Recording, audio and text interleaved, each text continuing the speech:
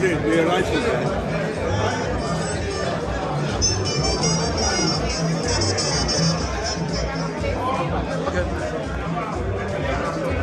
Yes. Thank you.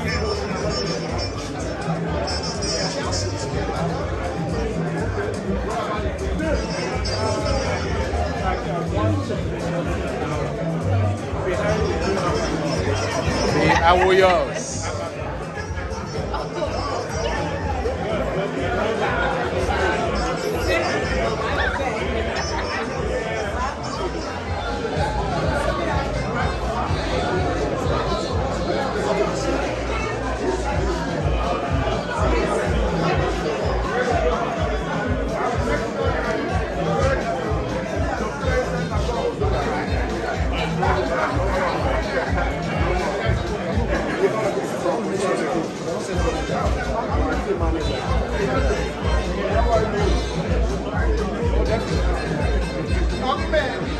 Ladies and gentlemen, can I have your attention for a minute? For now, we are waiting for the mayor. She's about five minutes away. But meanwhile, what we have to do to make it easier for her, we want those names to be downstairs.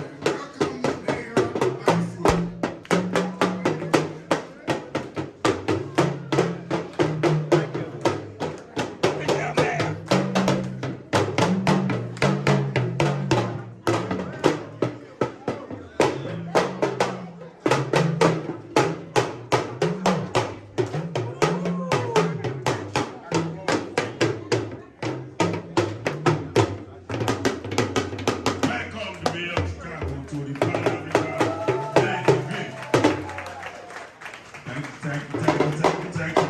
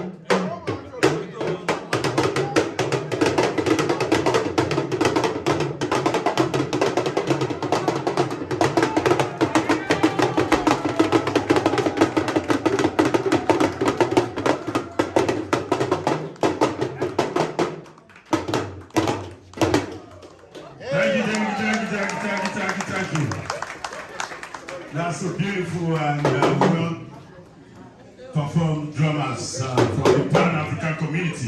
That's a Yoruba drum and we call it Turkey drum. It has a lot of meaning. Ladies and gentlemen, like we all know there's this reggae Caribbean musician that say it doesn't matter where you come from, as long as you are a black man, you're an African. The Pan-African community in Chicagoland area is welcoming Mayor Lightfoot to this beautiful occasion. Let me remind each and every one of you, this is our daughter, and we are supporting her, backing her up. Don't be confused, ladies and gentlemen. Like I said, as long as you're a black man, you're an African. As long as you're a black woman, you're an African. We know there are other Africans in the race, but we are not choosing her because she's our daughter. We are choosing her because she has the character, she has the capacity, she has the capability, she has the competence. And beside all, she's physical and mentally fit to move Chicago forward.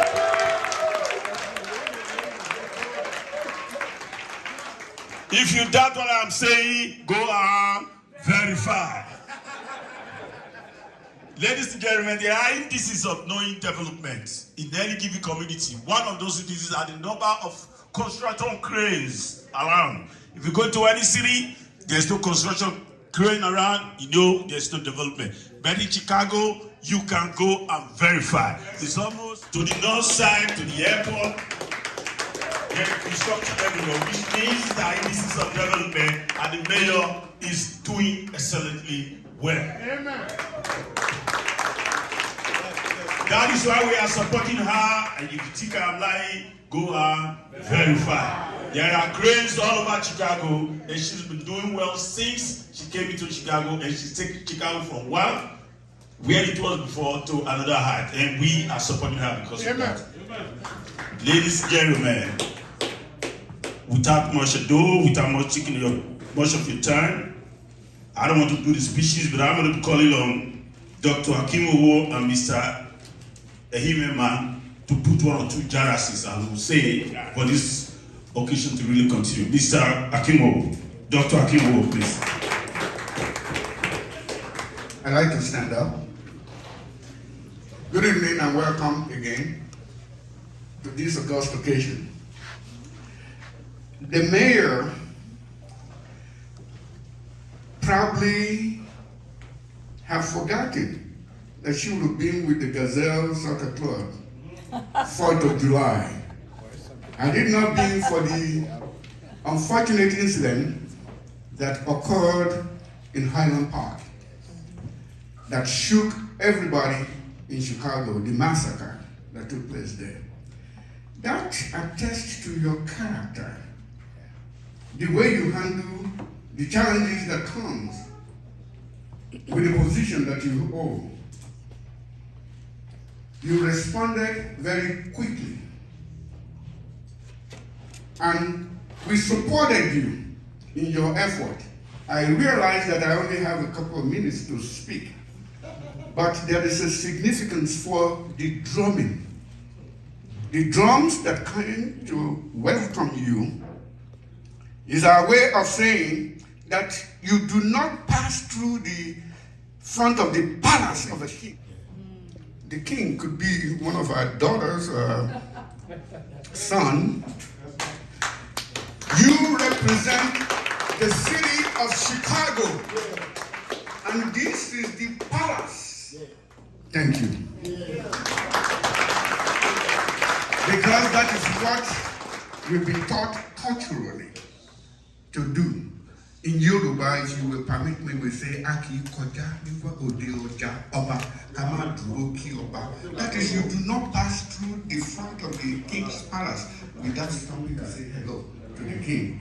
We recognize your resilience in dealing with various challenges of running a city such as this. This is a multicultural society. There's all of us from different parts of the world. Respond immediately whenever there are challenges. There are a lot of Africans in this city. But I'll tell you one thing, this group right here, we're among the credible ones. And we're very proud to do that. Mr. Hiweman, I'm going to pass on the microphone. I know the mayor has heard enough of me. Thank you, Dr. Akinwowo. I'm not going to say much because we are not here because of us. We are here because of you, Mayor. We love you. Amen.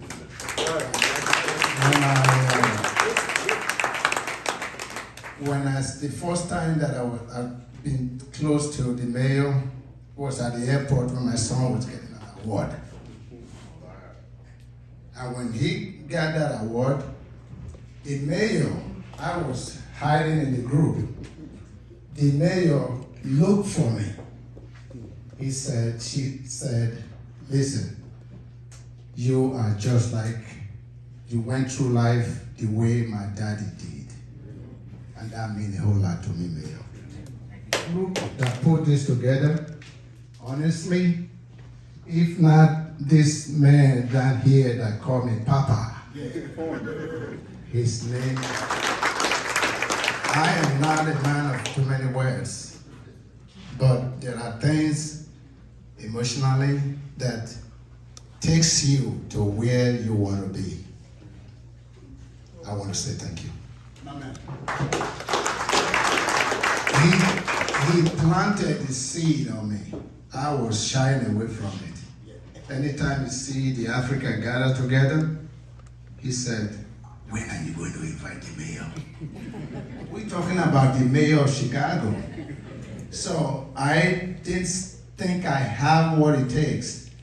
But my son here knows to me, it's too fast for me.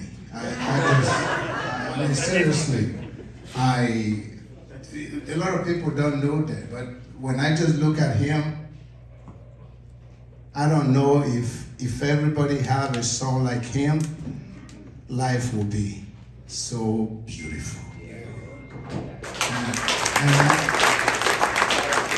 I'm putting you all on notice. We have more than this for you in Chicago. A lot of us might not live in the city, but I tell you, we know more people. We should be able to help our mayor for another 4 more years. Amen. For the interest of time, the mayor of Chicago handled COVID as if she was stronger than COVID. If you compare the city of Chicago with New York, with California, with Boston, with any other country in America, there were no dead bodies on the street. It was possible because of your leadership. Amen. On that, I'm not going to say anymore. I'm going to give the party to her. Yes. Can we put our hands together and rise?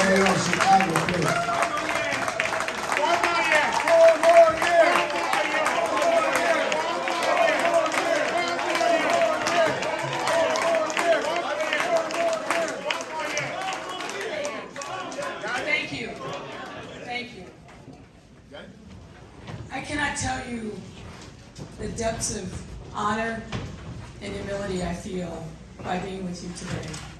To walk in with the drums and to see all of you here today. And I know there are lots of different things that you could be doing on your Sunday afternoon, but to be here for me is really such an incredible honor.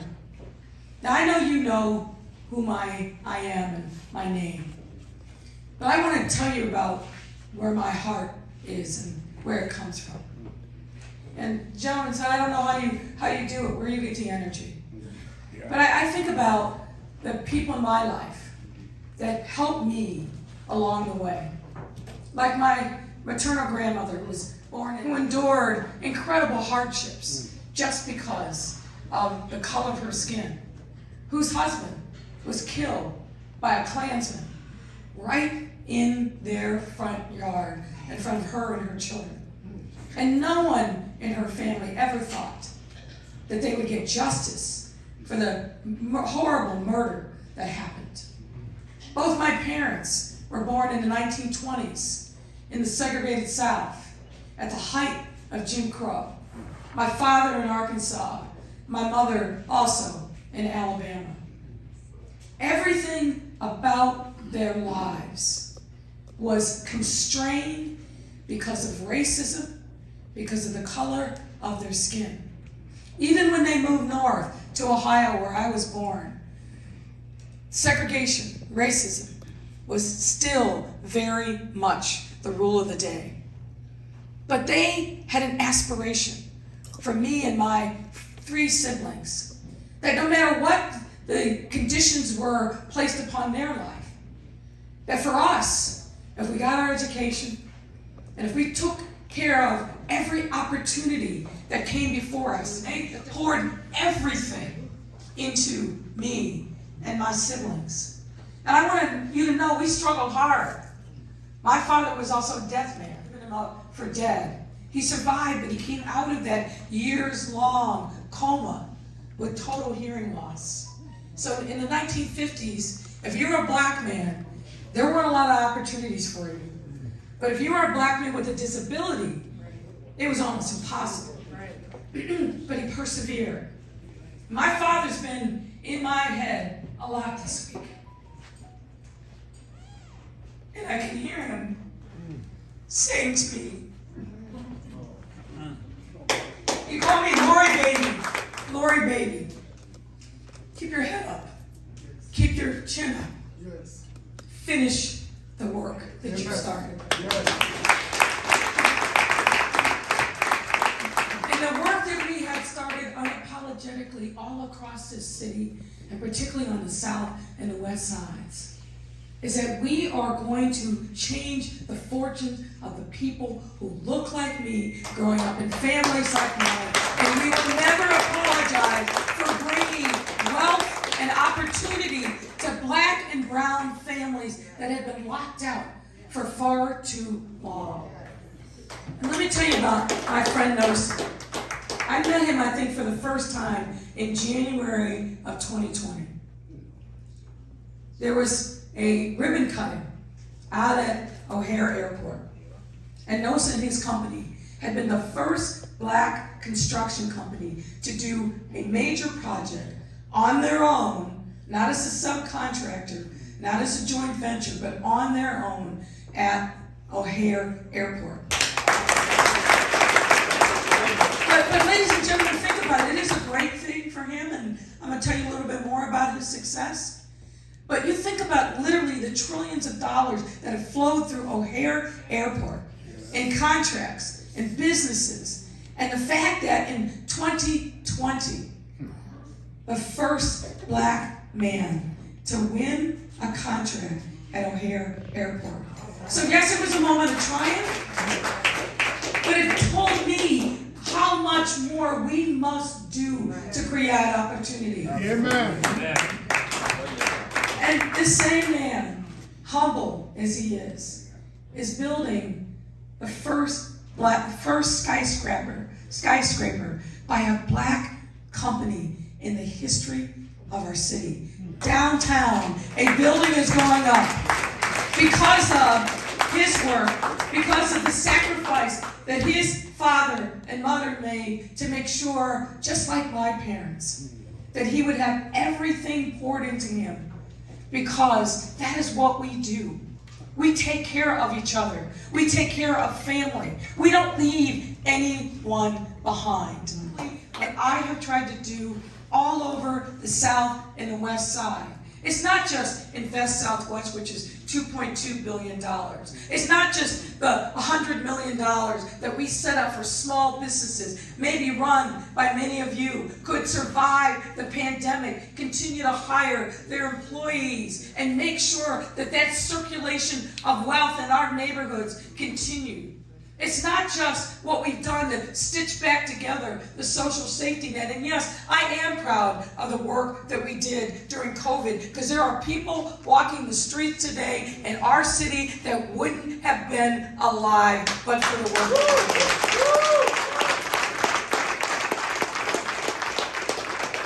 did. And I'm also proud of our embracing our absolute responsibility to be a welcoming city. Now, a lot of times when people hear us say we're a welcoming city, they think about the Latinx population, people coming to us from Central and South America. But you all know that our immigrant history in this city is very broad, including the African continent, including Afro-Caribbean. And that we must never forget that we are brothers and sisters together on a journey, and it doesn't matter where you come from. It doesn't matter the God you worship. It doesn't matter the person that you love, that we must be welcoming in our deeds and make sure turned away. We've got to open up the doors of opportunity to everyone that we have done together. Not me, not just the people who work with me, but that what we have done as a city. We have been through life in the last 4 years. We have encountered so many obstacles, but there's no mountain that we can't climb. There's no river that's so wide that if we don't come together, lock arms, that we can conquer every challenge that comes before us. I know it not because someone told me. I know it because I have seen it myself every day. And so what I'm asking for is simple but complicated. I'm asking for your trust and your support for 4 more years. I'm asking for you to help us finish the work that we have started. There's a reason my father is in my head, urging me on, reminding me of the sacrifices that he and my mother made so that I could have a future that they could never imagine, but make sure that I never ever forget that I am the daughter of Ann and Elijah Lightfoot, and proudly so.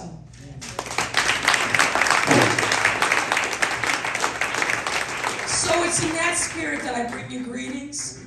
It's in that spirit that I say thank you. And it's in that spirit that I ask you for your vote for 4 more years, so we can keep the progress going. Thank you so much. Thank you so much. I say Pupo. I say Pupo. Thank you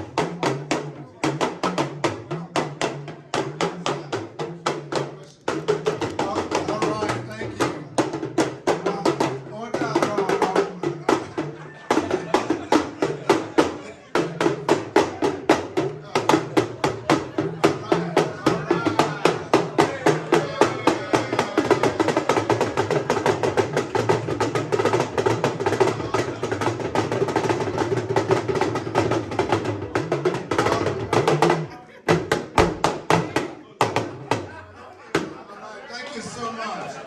Yeah. That's okay. All right. This point, we want to see if we can ask a few questions. Ready for some questions? All right, who's going to be the first brave soul to break the ice?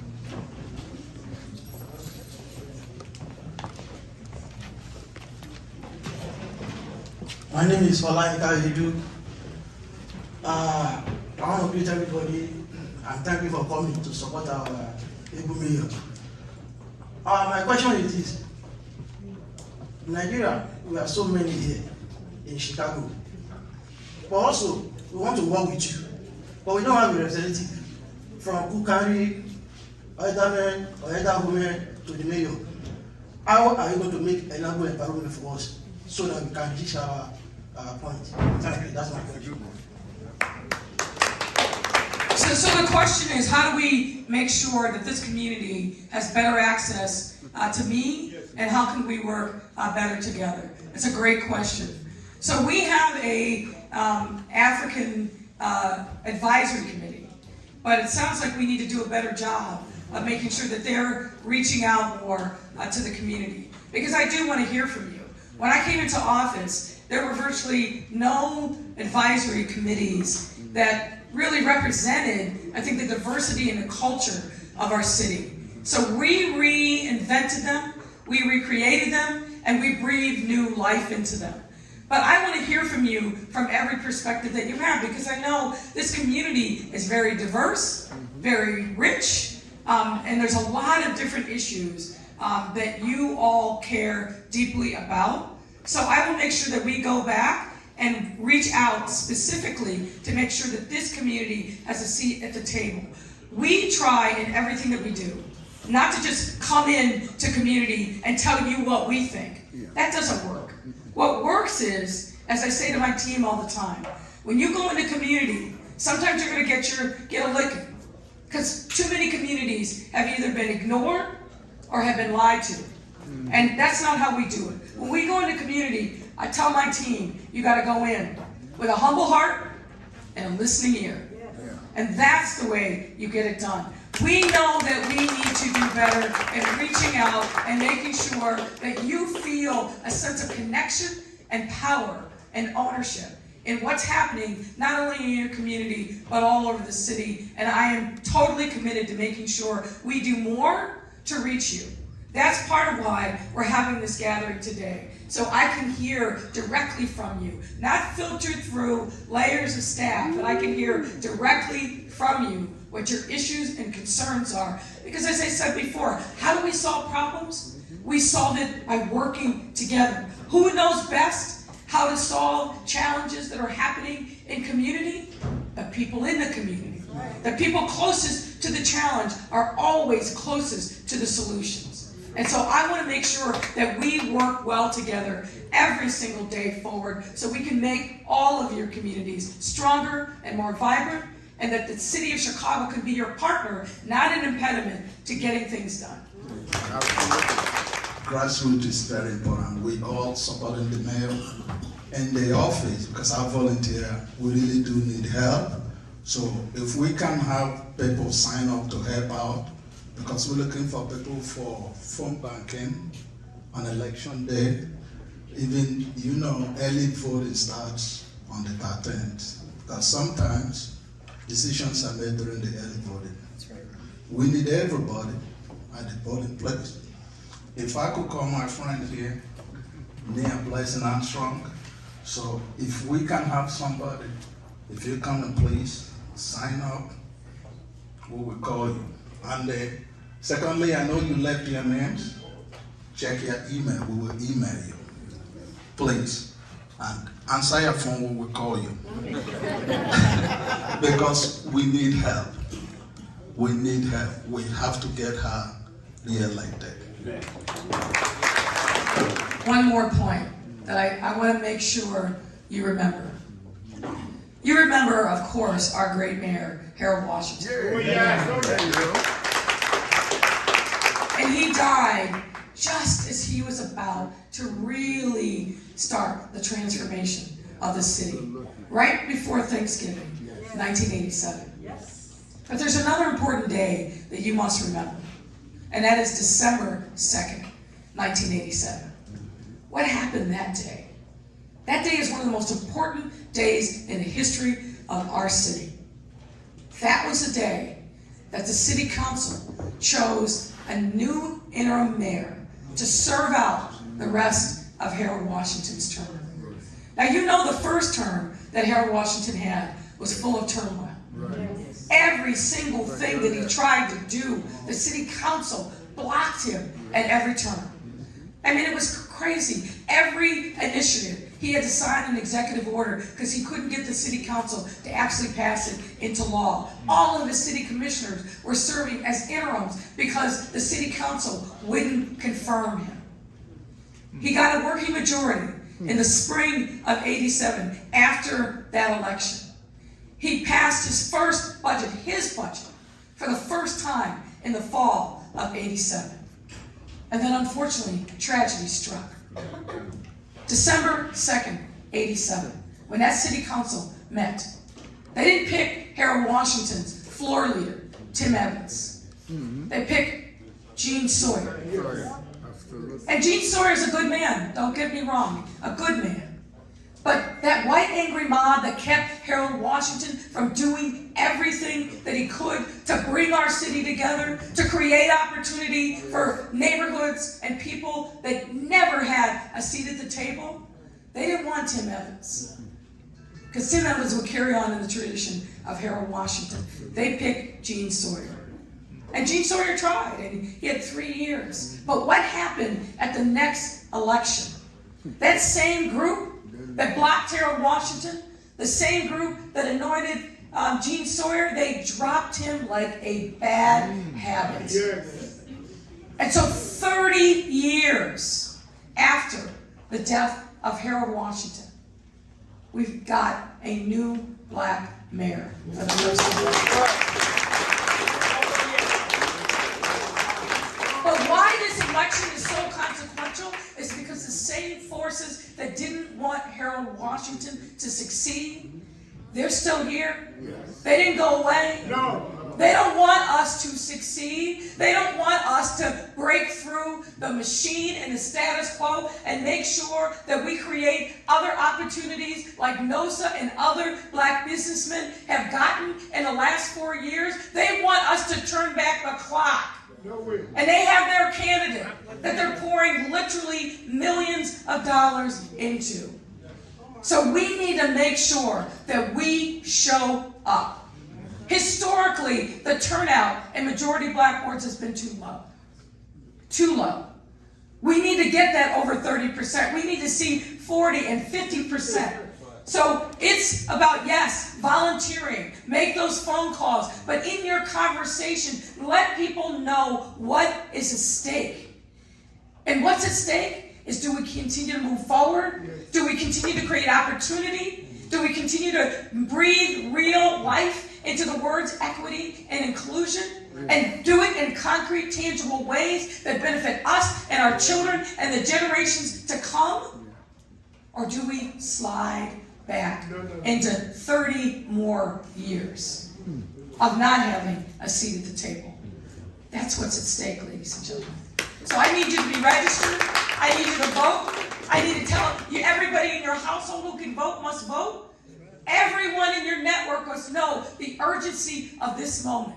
Because we can't afford to go backwards. We have to continue to go forward. And that's really what's at stake and what my candidacy represents. If you want to see more improvement in the quality of life in our communities and communities all over the city, there's only one choice. Stand up, vote, and make sure the name you cross on your ballot is Lori Lightfoot. Thank you very much. Thank you, Mayor. You guys got an opportunity to really hear and feel what many of us are close to day in and day out. Mayor Lori Lightfoot, thank you for being here this afternoon. It means a lot to me and my community. I want to thank some people. Yami to my left, some of the younger brothers that are here. Lottie in front of me here, architect, business owner, graduate from Northwestern. Walter's here. There's a lot of young Nigerians and Africans that are in the room to support you. But we know we don't speak until our elders are done. Now it's my turn to speak now. And I waited for this moment because, you know, for me, it's not about my story. It's not about Nosa. It's about all of us. My dad drove a taxi, like many of my uncles in this room. My mom was a CNA, like many of my aunts in this room. Immigrants came to this country for hope, for opportunity. And they prayed. Every day that they worked, they would send money back to grandma, uncles, and aunts back in Nigeria. So we're wired to look out for each other. We're wired to have each other's back. And that's what we see in this room today. And I'm inspired by this. I am a little faster than my dad, like he said earlier. But you know, you gotta get the speed from somebody's DNA. But here's why we're here. This is a call to action. The election is in 23 days. There's been many mayors in this city, but there's only been one, and I've been running my business for a while. There's only been one that truly cares about the black community. Yes. That truly cares about economic equality. And really cares about building generational wealth in our community and eliminating generational poverty that's existed in our community for decades. That's why it's important for us to re-elect and make sure this mayor gets more time. She needs more time. We went through a pandemic. My dad said it earlier. Every big city in the U.S. had bodies in the street except this city.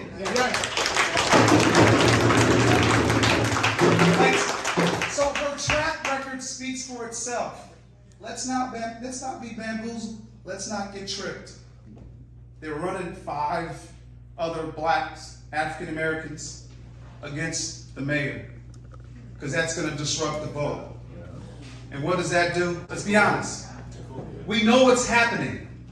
So we need you guys, every single one of you. Yard signs. There's a QR code on your desk. We need some money. We have to raise some money. It could be $25. It could be $100. Because they're putting a machine behind others. But our machine is bigger. Because our machine is real. Our machine is authentic. Our machine is hardworking Africans and Nigerians in this city. And I know we could get 10,000 votes alone just for the mayor. So with that, please, there's some QR codes on your tables. Scan them. Let's support the mayor. There's yard signs that are here as well. We want to get people to volunteer, as mentioned before, because it's important to our city that she gets 4 more years. Thank you. I know Guion Foreman. I call him my big brother. He comes up with some of the crazy ideas. You have to listen to him, and about 6 out of 10 you don't do. And the 4 you do actually move forward, it turns into this. Mr. Foreman, you want to say a few things? Thank you very much. So I had an opportunity to work with the mayor before she was the mayor. We served on the Chicago Police Board together. So I got a chance to see the depth of the caring about the issues that go on in our city all the time, the thoughtfulness that she puts into it. And then when she became the mayor, these 6 o'clock in the morning phone calls, right? Sometimes we don't think about the everyday decisions that have to be made, where somebody's gonna like the decision and somebody's not going to like the decision. And the mayor has to think about what the decision she's going to make for the short, medium, long-term best for the city. Some of the decisions she makes, what do you do when there's no good decision to make, right? When whatever choice you make is a bad decision. You have to choose among the best of all bad options. And this mayor has proven that she's tough enough to do that, to make those hard decisions. I grew up in the south side of Chicago. I get to hear from Uncle Billy, I get to hear from Papa. I get a chance to experience some of the traditions from the Nigerian community. Growing up in the city, for me, I never understood when she explained Invest Southwest. What does it mean to invest in the west side and the south side? Because our communities have been starved for so long that we don't even know what's possible. When we look at the vacant land that exists in our communities, this mayor is trying to change that. So Mayor, you mentioned a lot of dates with Harold Washington. I was young, I remember it a little bit, but I was young, I was in high school. So I'm gonna mention a date, and I wanna see how did it make you guys feel. October 1st, 1960. How did that make you guys feel? Right? Independence Day. It created opportunities that you couldn't even dream of because you were under an imperial system. Growing up on the south side, this is my same feeling of independence, where opportunity really exists. Yes, for me, but for her, for my daughter, for my kids, for my nieces, for my nephews. This is what we are trying to create. Opportunity for all of us, some equity. And I'll close with this. So I still serve on a police board. I call it an organization. Crime is something that comes up a lot, obviously, right? I call it an organization that studies war. They study armed conflicts and they study war. And so I said, hey, what are some of the solutions that you use to solve armed conflicts, that you use to solve war? They went through a whole host of things. They said, however, when we're talking about inner cities, doesn't matter if it's America or anywhere in the world, inequity is the cause of it. It's not poverty. I thought it was poverty. They said, no, we study places where everybody is poor. It's inequity. And that's what Mayor Lightfoot is solving for. So thank you. Nosa said give. Now again, I'm not Nigerian, but I got a chance to go to Linda's wedding. And if finance rules would allow it, I saw all the money that was being thrown. It was incredible. We can't do that, but we got the QR code. Thank you. We'll take Naira too. Hello everyone, it's so good to be here. First of all, to the kings and queens in this room, I greet you all. Mayor Lightfoot, I think elders have spoken, the youth have spoken. We're here to support you. But I do have a question for you. And this question is more about healing in the community. And I'm really speaking of the African American community and the African community. There's been this bridge that has existed for far too long. So I'm curious to just hearing from you, because I know you're going to win this election. I know that. So he's a psychic too. That's right. That's right. I've seen a vision. Yes. So after you win this election, I'm curious to know what are some ways that you believe your administration can help to heal these two communities. Again, because I think what could happen is the strength of us being one nation is incredible, and there's a systemic divide that's holding us back. Just curious to hear your thoughts. Well, as you were asking the question, I was thinking about it in a broader frame. You know, we're just days away from another mother burying her son. You know that's not the natural order. But Tyree Nichols' mother had to stood there while the world watched, in her pain and her grief, and bury her son, who was killed at the hands of 5 young men who looked just like him. And I've been thinking a lot about how to make sense of the seemingly senseless act that's happened. The brutality, what we saw now, captured on video that will live on forever. It's hard to understand it.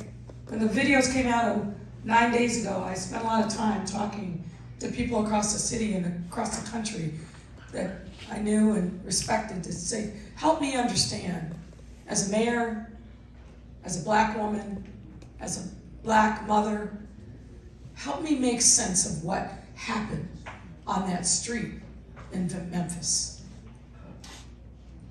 And I'm not gonna sit here and tell you that I figured it out, but I think it goes to the very question that you pose. We are losing our ability to see each other. We are losing our ability to see the humanity in everyone. We are losing our ability to love each other as ourselves. When you think about what's going on in this time in our country, in our city, in our state, in our world, there are too many things that tear us apart, even though we come from the same place, we have the same blood, we have the same heritage and the same struggle. But we don't see each other in the way that we must. And so what I would say to you is, where we must begin is loving ourselves, because if we don't love ourselves, we can't love anybody else. Where we must be is for parents to teach their children that love and respect and the values, and be invested, not just in the child's matriculation through a school and acquiring worldly possessions, because if you don't have a soul and a heart, it doesn't matter how much wealth you may have. We have to discover and fall back in love with each other again. To me, we can't move forward. You know, as I said, we've seen each other through some very tough times in these last few years. Very tough times.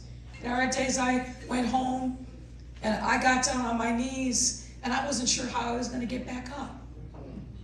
But we do it by loving each other and understanding that we are stronger together always. And so I think the way we heal, the way we build those bridges to each other so that you can travel to me and I can to you, is it starts with loving ourselves, seeing other people, and understanding that we must love in order to be able to prosper and move forward. Fundamentally, that's what it's about. Thank you, AHC. Very responsive in your support to pull this together as well. Thank you. Please give them a round of applause. We know the mayor is busy. It's campaign season. She's on the board. I bet you maybe there could be one or two other places going to touch at the end of the day. But we can conclude without calling one of our very grassroots Chicago mobilizer, Adama. She has one or two things to say. She's Chicago proper. Good afternoon, everyone. Good afternoon, Mayor. Lord Lightfoot. Thank you for coming. Thank you, everyone, for coming. Yes, we are not enough in this room, and we know why. Today is Sunday. Our people go to church on Sunday. So bear with us, because when we do come together, we are many, and you have our support when we line up behind you. And we are lined up behind you. Yes, the mayor needs our funds, but primarily, she needs our votes. We can give money, and if we don't show up at the voting places, guess what? We have not done our work. So please, if you are a Chicago resident, you live in the city. I know a lot of us have moved out, which is something we need to come back to you, Mayor, for. Because about 20 years ago, there was the conversation of the African village. Dr. Kewo, you were there at the meetings. We will want to get back to that plan, because we have talked about neighborhoods. We have talked about communities. My African brothers and sisters, where is our community? We are fragmented all over the state and the city. We have no solid ground. We have invested so much in this town. I've been a Chicagoan for 30 years, an active Chicagoan and an active African. So please, we must come together. For her sake, for our sake. Because when we get her in there, we have a bargaining chip to go back to office. Let's do this and show up on the 28th of this month, which is on a Tuesday. Take off work if you must. Go and vote. Please. Thank you so much. Your family, pick your friends along. We need everybody at that public vote on the 28th. To round it up, Mr. President wants to say one or two things. I want to say thanks to Mayor Lightfoot. Mayor Lightfoot, we are so glad.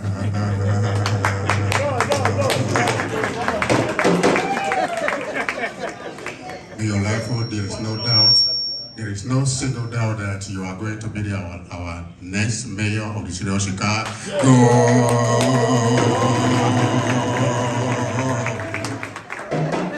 Mayor, we have you here today.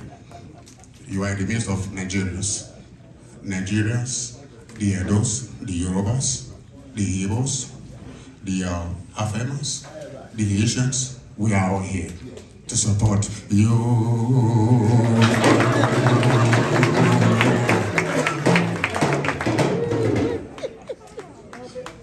And we all know, being the first lady or mayor of the city, we want to give you from the Edo people the kingdom of Benin, the kingdom of Edo people. We are going to put you on the path to become our next mayor.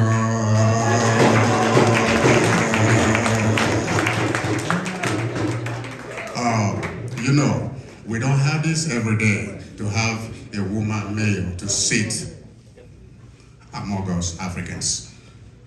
Today, there's a message from our Oba, the Oba of Benin City. I just 7 for Mayor Lightfoot. The numbers punch 7. Voting starts on the 13th, 28th. We run it all up to celebrate the victory of Mayor Lightfoot. Thank you very much. 4 more years. 4 more years. 4 more years. 4 more years. Thank you. We can thank all the Africans enough. As you all know, the campaign is on. Our time with us is over. So we own this place today for 3 hours. Our 3 hours just ended. We'll be moving on to another stop. We don't want to delay, keep her. We know we love you, but we can't keep you forever. We will be back after the election to celebrate with you. Thank you all for coming. We hope to see you all soon. And don't forget, vote, vote, vote. 4 more years.